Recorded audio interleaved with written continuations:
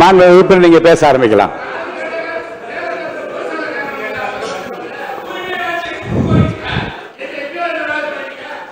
மாண்புமிகு பேரவைத் தலைவர் அவர்களே, புதுசா அமைஞ்சிருக்கக்கூடிய இந்த ஆட்சி மீது இன்னைக்கு நம்பிக்கை வாக்கெடுப்பு நடக்க போகுது. அதற்கு முன்பு வாக்கு எண்ணிக்கை தொடங்கி கடந்த 10 நாட்களாக இன்னைக்கு வரைக்கும் இந்த ஆட்சியில் ஒவ்வொரு நாளும் என்னென்ன நடந்திருக்குங்கிறத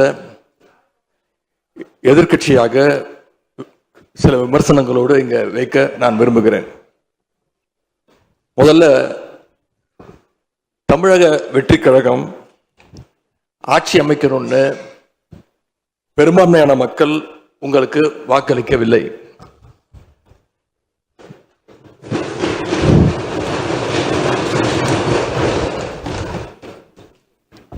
நடந்து முடிந்த சட்டமன்ற தேர்தலில் பதிவான வாக்குகள் சுமார் 4,93,25,000 வாக்காளர்கள் வாக்களிச்சிருக்கிறாங்க. தற்போதைய ஆளுங்கட்சிக்கு வாக்களிச்சவங்களுடைய எண்ணிக்கை எவ்வளவு தெரியுமா? 1,72,26,000 தான். மீதம் இருக்கக்கூடிய சுமார் 3,21,00,000 பேரும் நம்பிக்கை கோருகின்ற இந்த கட்சிக்கு, உங்க கட்சிக்கு எதிராக வாக்களிச்சிருக்கிறாங்க என்பதை நீங்க புரிஞ்சுக்கணும். அதாவது கிட்டத்தட்ட 65% மக்களால நிராகரிக்கப்பட்ட ஒரு ஆட்சி மேல எங்களுக்கு மட்டும் இல்ல, உங்களுக்கு வாக்களிச்ச மக்களுக்கே கொஞ்சம் கொஞ்சமா நம்பிக்கை குறைஞ்சிட்டு வருது. அடுத்து மிக முக்கியமான ஒண்ணு நம்பர்ஸ், மெஜாரிட்டிக்கான நம்பர்ஸ். நம்முடைய சட்டமன்றம் 234 உறுப்பினர்களை கொண்டது. மேஜிக்கல் நம்பர்னு சொல்லுவாங்க. 118 உறுப்பினர்களை கொண்ட ஒரு கட்சியோ ஒரு கூட்டணியோ தான் ஆட்சிக்கு வர முடியும். இப்ப நம்பிக்கை கோருகின்ற இந்த கட்சிக்கு, உங்க கட்சிக்கு அந்த நம்பர்ஸ் இருக்கான்னு கேட்டா இல்ல.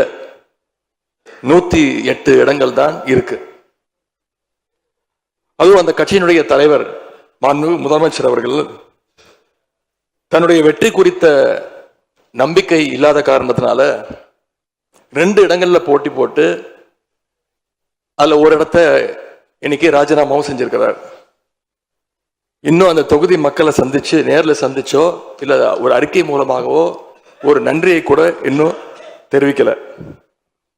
அது மட்டும் இல்ல, நேத்து உயர்நீதிமன்றம் அளிச்ச தீர்ப்புல ஆளுங்கட்சியை சேர்ந்த திருப்பத்தூர் சட்டமன்ற தொகுதியினுடைய மாண்புமிகு உறுப்பினர் வாக்கெடுப்புல கலந்து கொள்ள கூடாதுன்னு நீதிமன்றத்தில் சொல்லியிருக்கிறாங்க. அதனால இப்ப ஆளுங்கட்சிக்கு வெறும் 106 இடங்கள் தான் இருக்கு. ஆனாலும் தேர்தல்ல தனக்கு எதிராக எங்க தலைவர் அமைச்ச கூட்டணியில போட்டியிட்ட கட்சிகளை எல்லாம் இன்னைக்கு சேர்த்துக்கிட்டு பெரும்பான்மைக்கான கடிதத்தை ஆளுநருக்கு கொடுத்து இன்னைக்கு இந்த ஆட்சி அமைக்கப்பட்டிருக்கு. இந்த ஆட்சிக்கு இன்னைக்கு ஆதரவு தெரிவிச்சிருக்கக்கூடிய இந்திய கம்யூனிஸ்ட் கட்சி, மார்க்சிஸ்ட் கம்யூனிஸ்ட் கட்சி, இந்திய யூனியன் முஸ்லீம் லீக், விடுதலை சிறுத்தைகள் கட்சிகளை சேர்ந்த மதிப்பிற்குரிய தலைவர்கள் எல்லாம் சொன்ன காரணம், இந்த ஆட்சியை நாங்க சப்போர்ட் பண்றோம் அப்படின்னு அவங்க சொன்ன காரணம், குடியரசுத் தலைவர் ஆட்சி அமைஞ்சிடக்கூடாது என்ற எண்ணத்துல உங்களுக்கு வெளியில இருந்து ஆதரவு தரோம் அப்படின்னு தெளிவா சொல்லியிருக்கிறாங்க.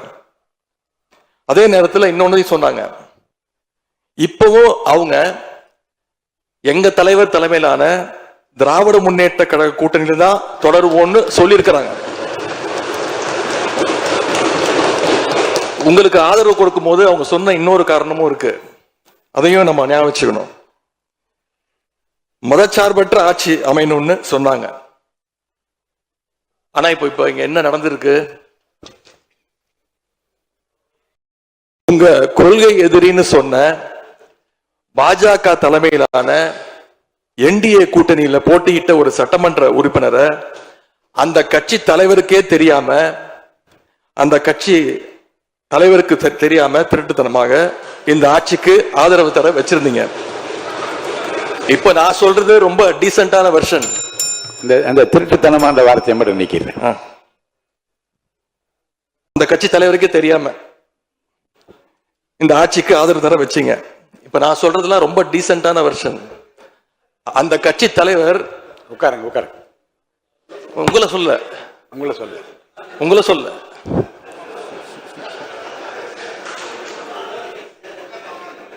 உட்காருங்க. மாண்பு உறுப்பினர் காமராஜ் உட்காருங்க. மாண்பு உறுப்பினர் காமராஜ் உட்காருங்க. மாண்பு உறுப்பினர் காமராஜ் உட்காருங்க. இப்ப நான் சொன்னதுல ரொம்ப டீசென்டான விஷயம் வெர்ஷன். அந்த கட்சி தலைவர் திரு டிடிவி தினகரன் சொன்னது என்ன தெரியும்? சொன்னாரு, ஆட்சிக்கு வர்றதுக்கு முன்னாடியே குதிரை பேரத்துல ஈடுபடுறாங்கன்னு சொன்னார். நேற்று சொல்லியிருக்கிறாரு, மாற்றம்னு சொன்னீங்க, இது மாற்றம் இல்ல துர்நாற்றம் அப்படின்னு சொல்லியிருக்கிறார். அடுத்து அதே பாஜக தலைமையிலான என்டிஏ கூட்டணியில் இருக்கக்கூடிய பெரிய கட்சியான அதிமுக இன்னைக்கு கிட்டத்தட்ட 2 பிளவுபட்டிருக்கு. பிளவுபட்ட ஒரு குரூப் உங்களுக்கு ஆதரவு தெரிவிச்சிருக்கிறாங்க. அடுத்து நடந்த இன்சிடென்ட் தான் மிகப்பெரிய ஒரு ட்விஸ்ட். பிளவுபட்ட குரூப்ல இருக்கக்கூடிய ஒரு தலைவரோட வீட்டுக்கு ஒரு புது சோஃபா போகுது. சோஃபா பின்னாடியே புது முதலமைச்சரும் அந்த தேர்தல் நேரத்தில் ஊழல் சக்தின்னு சொன்னீங்க. ஆனா இன்னைக்கு சோசியல் மீடியால மக்கள் உங்களை பார்த்து கேள்வி கேட்க ஆரம்பிச்சிட்டாங்க. என்ன கேட்கிறாங்க தெரியுமா? அந்த ஊழல் சக்தியோடு சேர்ந்து இருக்கக்கூடிய ஆளுங்கட்சிய இப்ப என்ன சக்தின்னு கூப்பிட போறாங்க. கிளீன் கவர்மெண்ட் சொன்னாங்க. இதுதான் உங்க கிளீன் கவர்மெண்ட்டுடைய லட்சணமானு மக்கள் கேட்க ஆரம்பிச்சிட்டாங்க. இப்படி நீங்க கூவத்தூரையும் மிஞ்சுற அளவுக்கு அடிக்கிற கூத்த பார்க்கும் போது இந்த அரசு எத்தனை நாளைக்கு நீடிக்க போகுதுன்னு மக்களுக்கு அந்த சந்தேகம் வர ஆரம்பிச்சிருச்சு. முதல் கோணலே முற்றிலும் கோணல்ன்ற மாதிரி உங்க நடவடிக்கை எல்லாமே இன்னைக்கு நடந்துகிட்டு இருக்கு. இப்படி எம்எல்ஏக்களை எல்லாம் கடன் பெற்று ஆட்சி நடத்துகின்ற முதலமைச்சர் தான் அளித்துள்ள போலி வாக்குறுதிகளை நிறைவேற்ற முடியாதுன்னு தெரிஞ்ச உடனே முந்தைய அரசு, அதாவது எங்களுடைய அரசு, வளர்ச்சிக்காக பெற்ற கடன் குறித்து தவறான கருத்துக்களை தந்து மக்களை இன்னைக்கு திசை திருப்ப முயற்சி செஞ்சு கொண்டிருக்கிறார். பெரும்பான்மையும் இல்லாத, அரசியல்ல அடிப்படை நேர்மையும் அல்லாத இந்த அரசு நல்லாட்சி தரும், தமிழ்நாட்டு மக்களுடைய உரிமைகளுக்காக போராடும்னு மக்களுக்கு துளியும் நம்பிக்கை இல்லை. முக்கியமான ஒரு விஷயத்தை இங்க நான் பதிய வைக்க விரும்புகிறேன். உங்களுக்கு ஓட்டு போட்ட மக்களே நடக்கிறதையெல்லாம் பார்த்துட்டு ஒரு பெரிய தப்பை பண்ணிட்டோமோன்னு இன்னைக்கு வருத்தப்பட ஆரம்பிச்சிட்டாங்க. மக்களுடைய அந்த உணர்வை வெளிப்படுத்தும் விதமா இந்த ஓட்டெடுப்புல கலந்துக்காம திராவிட முன்னேற்ற கழக உடன்பிறப்புகள் உறுப்பினர்கள் நாங்க வெளிநடப்பு செய்ய போறோம்.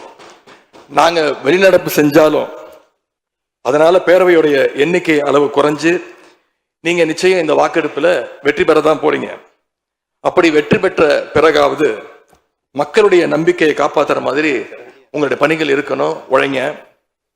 எங்க தலைவர் திரு முத்துவேல் கருணாநிதி ஸ்டாலின் அவர்கள் கடந்த 5 வருஷமா ஒவ்வொரு குடும்பத்துக்கும் பார்த்து திட்டங்களை நிறைவேற்றி கொடுத்தார்.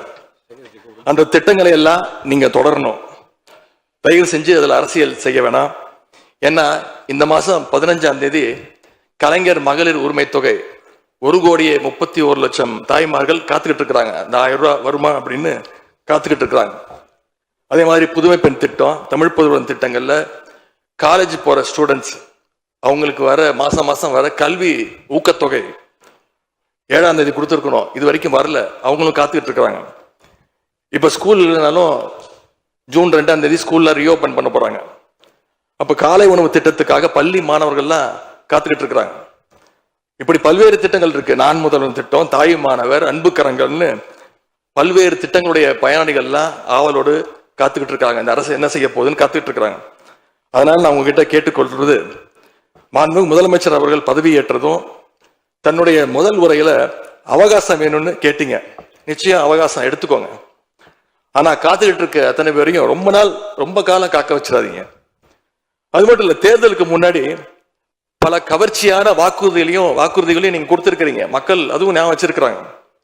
மகளிருக்கு மாசம் 2500 ரூபாய், ஆண்டுக்கு 6 சிலிண்டர், தங்க செயின், மோதிரம், பட்டுப்புடவை, வேலையில்லா இளைஞர்களுக்கு உதவித்தொகைன்னு அந்த லிஸ்டும் நீண்டுட்டே இருக்கு. பெரிய லிஸ்ட் தான். அதுல ஒரு சில வாக்குறுதிகளாவது முதல் கையெழுத்துல நீங்க நிறைவேற்றுவீங்கன்னு மக்கள் எதிர்பார்த்தாங்க. நீங்க வாக்குறுதிகளை சொல்லும் போது நடைமுறைக்கு சாத்தியமானதை மட்டும்தான் சொல்றேன்னு எல்லா கூட்டத்திலையும் திரும்ப திரும்ப சொல்லியிருக்கிறீங்க. எனவே அதை விரைந்து செஞ்சு காட்டுங்க. இந்த நேரத்தில் எங்க திராவிட மாடல் ஆட்சியை பத்தி நான் ஒன்னே ஒன்று மட்டும் குறிப்பிட விரும்புறேன். நாங்க ஆட்சிக்கு வரும்போது 2021 கடுமையான கோவிட் பெருந்தொற்று காலம், செகண்ட் வேவ். அப்ப மாநிலத்துடைய பொருளாதார வளர்ச்சி எவ்வளவு தெரியுமா? வெறும் 0.7%. அந்த நிலையிலையும் எங்க தலைவர், எங்க முதலமைச்சர் அப்போ முதல் கையெழுத்திலேயே மகளிருக்கு விடியல் பயண திட்டத்தை கொடுத்தார்.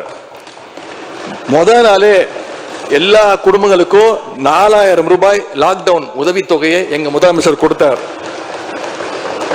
ஆவின் பால் விலை குறைப்பு, இப்படி முதல் நாளே 5 கோப்புகள்ல கையெழுத்து போட்டார்.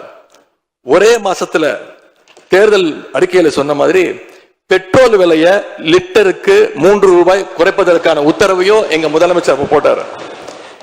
இப்படி கடுமையா உழைச்சதுனாலதான் இன்னைக்கு 5 ஆண்டு முடிவில் இந்தியாவிலேயே பொருளாதார வளர்ச்சியில நம்பர் 1 மாநிலமாக இன்னைக்கு தமிழ்நாட்டை எங்களுடைய தலைவர் மாத்தி காட்டியிருக்கிறார். நாங்க நம்பர் 1 மாநிலமா மாத்திட்டு தான் ஆட்சியை விட்டு போயிருக்கோம். உங்க ஆட்சியை பொறுத்த வரைக்கும் வெறும் இன்ஸ்டாகிராம்ல ரீல்ஸ் ஆட்சியா இல்லாம ரியல் ஆட்சியா நடத்துங்க. அது மட்டும்தான் மக்களுடைய கோரிக்கை. எங்களுடைய தலைவர், திராவிட முன்னேற்ற கழகத்துடைய தலைவர் முத்துவேல் கருணாநிதி ஸ்டாலின் அவருடைய கட்டளையின்படி நீங்க ஆட்சியை தொடர நாங்க தடையா இருக்க விரும்பல. அந்த வகையில பேரவையிலிருந்து நாங்க வெளிநடப்பு செய்கிறோம். நன்றி, வணக்கம்.